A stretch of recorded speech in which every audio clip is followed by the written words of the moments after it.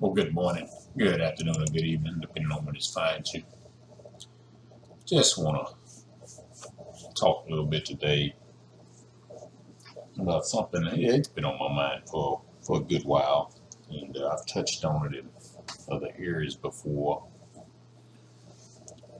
But I was just doing some thinking and said, well, let me put it out in a video format. And as you guys all, I've always told you, uh, practically all of my videos are done in advance.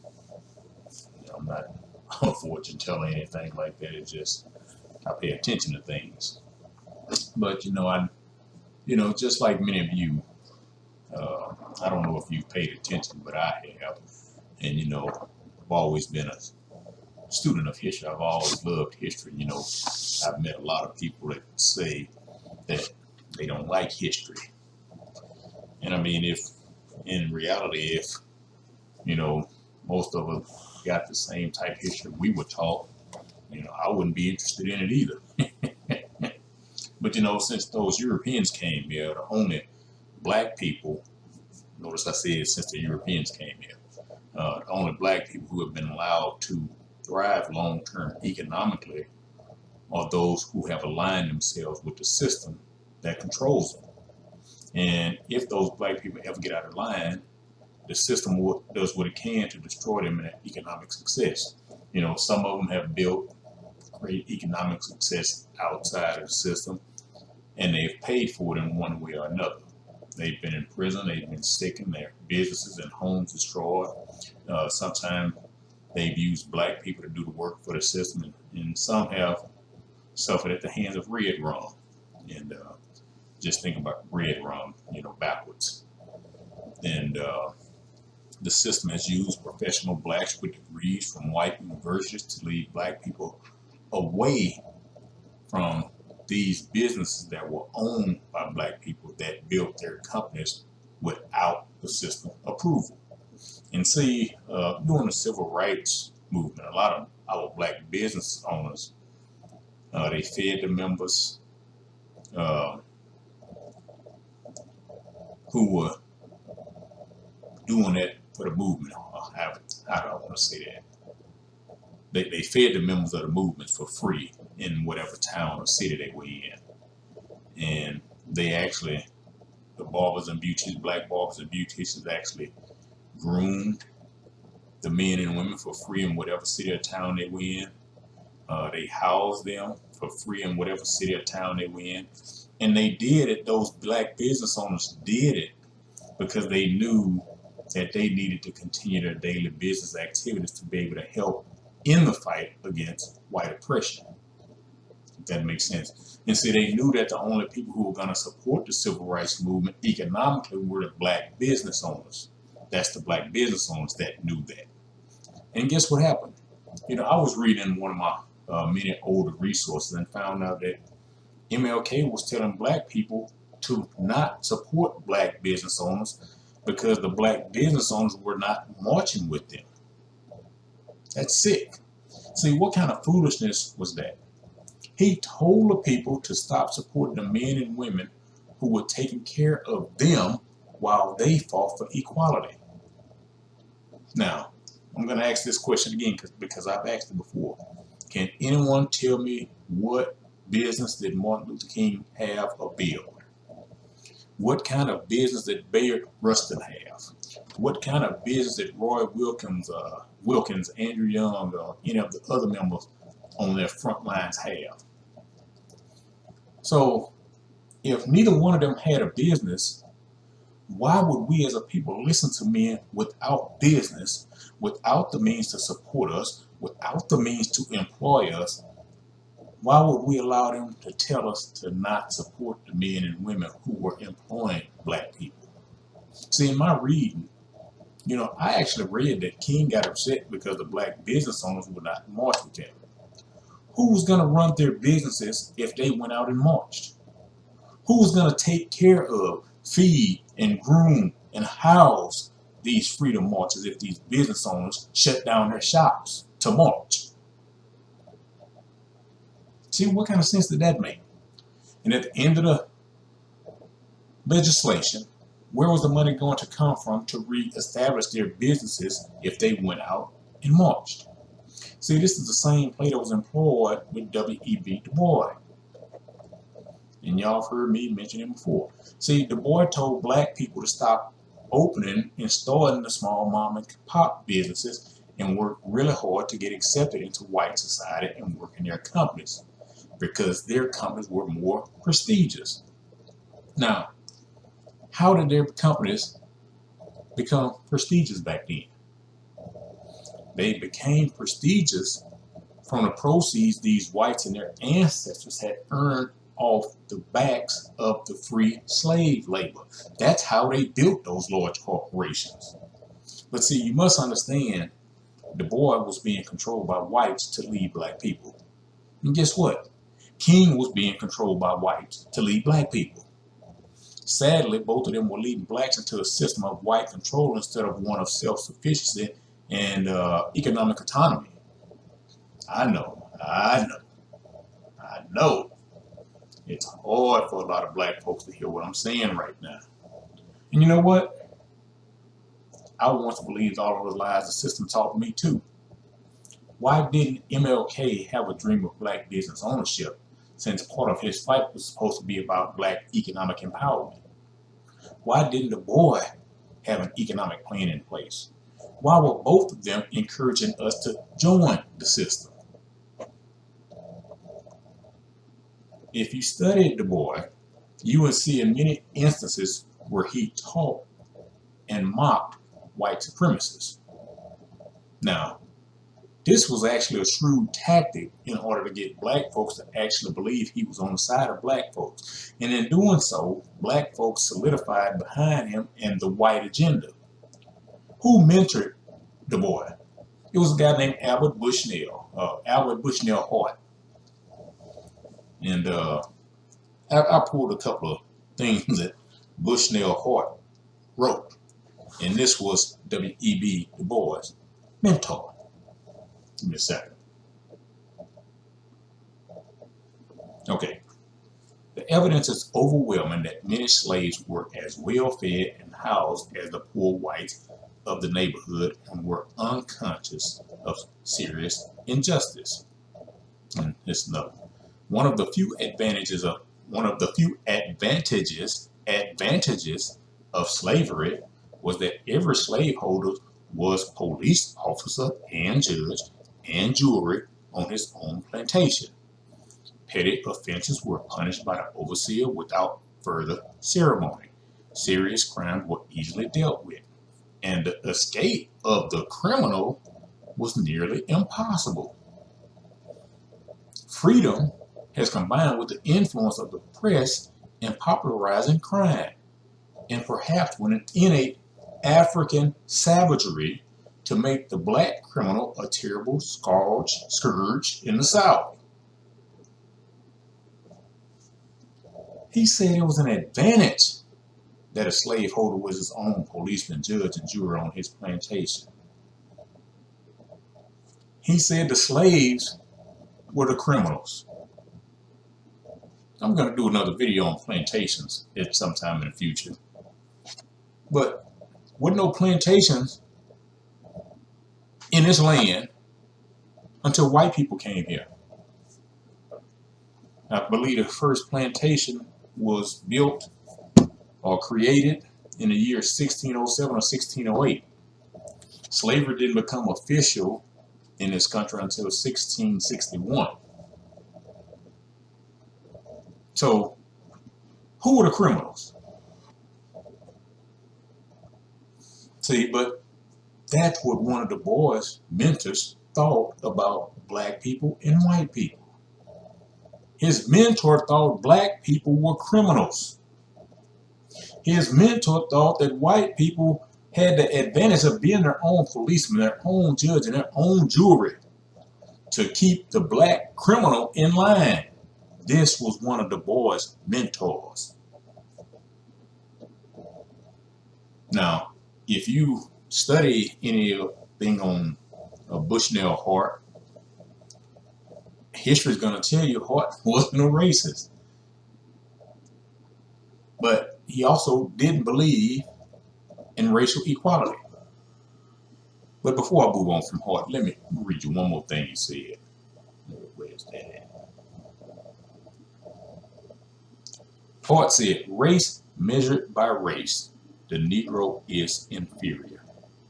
And his past history in Africa and in America leads to the belief that he will remain inferior in race stamina and race achievement.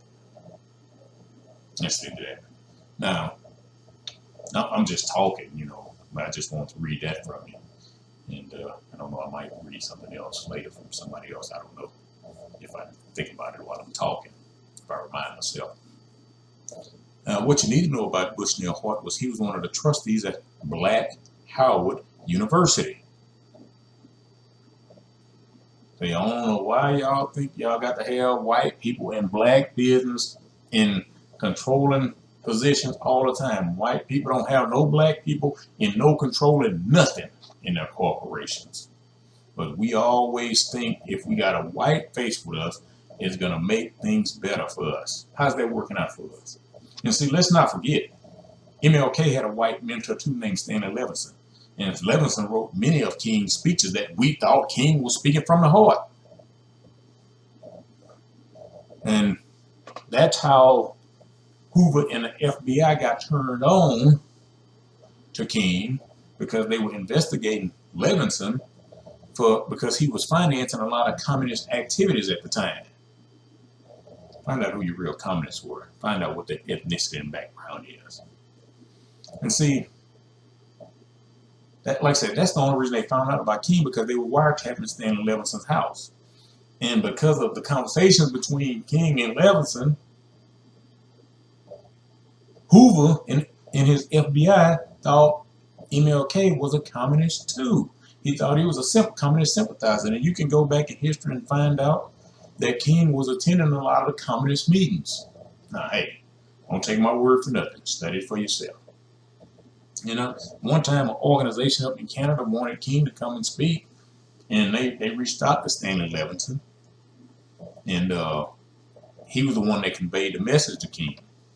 And Levinson told King, if you do this engagement, it's going to lead to further paid engagement. He said, and I think at the time, you got to think this was, 60 years ago. I think Levinson told King, it was a letter he wrote King. And I think he told him, they're going to offer you room and board and $500 for your speech. Like I said, think about the timing. And, but Levinson told King, if you do this, it's going to lead to further paid speaking engagements in the United States, and it's going to increase your prestige. And so King was being paid by whites to increase his prestige while he preached about black suffering to blacks. And see, it goes back to something, that was an attorney during that time, Donald Warden, and he changed his name to a Muslim name, Khalik al-Mansour, I believe, something like that. I can't look up. You can find Donald Warden, and you can find out what he changed his name to. But I think I might even mention Donald Warden in my book. But hey, what do I know? That's available at Amazon, Barnes and Noble, through me, Myran Jones at Gmail. But I'm just kind of paraphrasing because I don't remember off the top of my head what Donald Warden said. But Donald Warden said that Martin Luther King was enhancing his personal lifestyle at the expense of black people. Now, Warden started a Black Panther organization, I think over in California somewhere. But he was one of kind of the early pioneers of Black Panther Party. And so that's what he had to say about King. So we had the black masses following behind men who were taking order from white men who did not have our best interest as a people at heart, instead of the black men who were really doing something in and for the black community, like providing jobs. And right today, we have no economic autonomy. We have no large businesses providing jobs to our people. We have no justice in many cases, but we have a whole lot of degrees proving to white people that we can be indoctrinated very well. See, we need degrees to prove to white people that we're qualified to work in their large companies at a cheaper rate than white people, although our ancestors needed no credentials to work on their plantations. See, you don't need a degree to start and operate your own business. At the end of the day, both civil rights movements under Du Bois and under King were being influenced by communist thought. Study W.E.B. Du Bois too. Let me tell you something. Obama was handpicked by the system, and a person who's gonna be, trust me, she's gonna be a new Democratic nominee. Trust me, Biden does not have the cognitive ability to campaign. I'm telling you, it's coming. And so Harris is going to be picked by the system. She's already been picked by the system. Y'all just didn't understand the squeeze play. You know, she couldn't get through the Democratic debates in 2020, but slide in because the goal was always to replace Biden with her anyway, because they knew the people wasn't going to support her big time anyway, regardless of her being, she, you know, it just depends on what audience she's talking to. She's Asian, Indian, or she's black, you know, ski wee, or whoever she's talking to.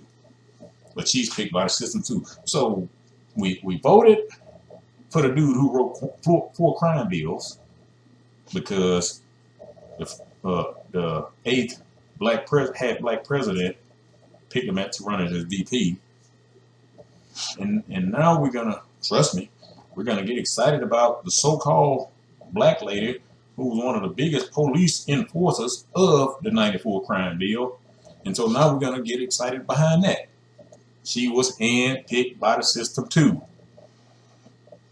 And we as black folks think that blacks picked by the system are gonna lead us to some type of prominence. I don't know where we get this mentality from. Did your life improve yet under any of these people? See, you better stop doing whatever you're doing that's giving you those illusions. See, we need to stop getting excited about Pyrrhic victories. You know what a Pyrrhic victory is? It's a perceived victory which negates or outweighs the benefit. It's a victory obtained at a great cost. We had Du Bois. What do we have to show for it? We had MLK. What do we have to show for it? We had Obama. What do we have to show for it? We're going to get Harris, trust me. What do we have to show for it? We will never have anything viable in long term as long as we put our energy behind people the system picks for us. Go ahead, black woman. Get excited for this perceived victory. You will never have a black man or woman ascend to the presidency in this country who was born of two black American parents in this country. Did Du Bois push for economic restoration for black people? No. Did MLK push for economic restoration for black people? Well, yes and no. At the end of what he saw was a failed campaign, the civil rights movement, he shifted his focus. It was too late at that point because the damage had been done already. Did Obama push for economic restoration for blacks? No. You know, as a matter of fact, when he was pressed on the matter, he said he wasn't in favor of it. And, you know, once he got out of office, in typical Democrat fashion, he said, well, he